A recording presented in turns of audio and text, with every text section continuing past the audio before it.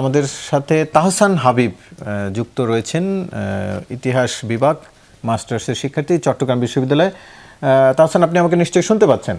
তাহসান, আপনি আমাকে যদি শুনতে পেয়ে থাকেন, আজকে চট্টগ্রামের যে চট্টগ্রাম বিশ্ববিদ্যালয়ের চাকসু নির্বাচনের তফসিল ঘোষণা করা হয়েছে এবং এটি নিয়ে এক ধরনের পাল্টাপাল্টি অবস্থান ছিল, হবে না, এক ধরনের অনিশ্চয়তা ছিল, শেষ পর্যন্ত আজকে হলো।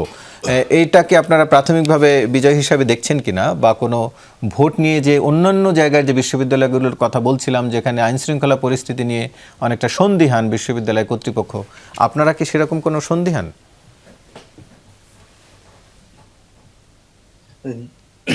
শুভেচ্ছা সবাইকে যারা বিভিন্ন জায়গা থেকে শুনছেন এবং যারা আজকের প্রোগ্রামে যারা মেহমান আছেন, সবার প্রতি আমরা আন্তরিক অভিবাদন এবং শুভেচ্ছা জানাচ্ছি চট্টগ্রাম বিশ্ববিদ্যালয়ের পক্ষ থেকে।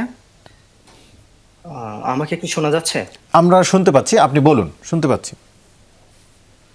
জি, প্রশ্নটা আরেকবার বললে ভালো হয়, সাউন্ড খুবই কম আসছে। জানতে চাচ্ছিলাম যে চট্টগ্রাম বিশ্ববিদ্যালয়ে আজকে যে তফসিল হলো সেটিতে আপনারা প্রাথমিকভাবে বিজয় হিসাবে দেখছেন কিনা, কারণ এটি নিয়ে এক ধরনের অনিশ্চয়তাও ছিল যে তফসিল হবে কিনা, ভোট হবে কিনা সেটি নিয়ে। পাশাপাশি জানতে চাইছি, আইনশৃঙ্খলার পরিবেশ নিয়ে অন্যান্য বিশ্ববিদ্যালয় যেমনটা সন্দিহান, আপনাদের বিশ্ববিদ্যালয়ের পরিবেশ নিয়ে আপনারা সন্দিহান কিনা? জি, ধন্যবাদ। আমাদের চট্টগ্রাম বিশ্ববিদ্যালয়ে দীর্ঘ ৩৬ বছর পরে আজকে আমাদের আনুষ্ঠানিকভাবে তফসিল ঘোষণা করা হয়েছে।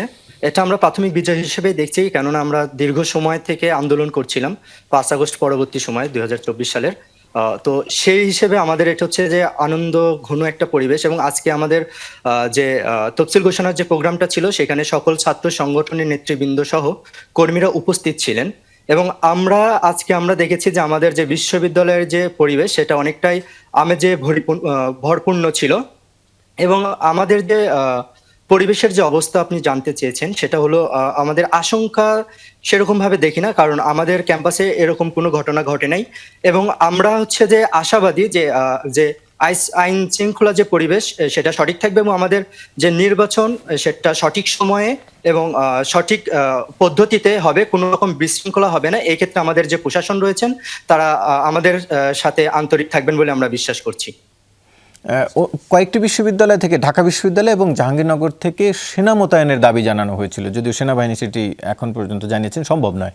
আপনাদের বিশ্ববিদ্যালয়ে সেরকমের কোনো প্রয়োজন আছে বলে মনে করেন?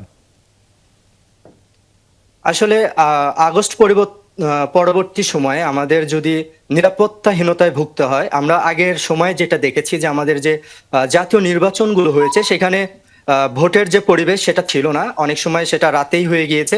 আমরা এই ব্যাপারগুলোতে ফোকাস করতে চাই যে সেই সময়ের যে পরিবেশ, এখন অবশ্যই আমরা বিশ্বাস করতে চাই যে এখন সেই পরিবেশ নেই। অর্থাৎ আমাদের যে আমরা যেটাকে দ্বিতীয় বিজয় বলে আপনি হয়তো বিশ্বাস করতে চান, কিন্তু বাস্তবতা কি বলে আসলে? দ্বিতীয় বিজয় হিসেবে মানছি।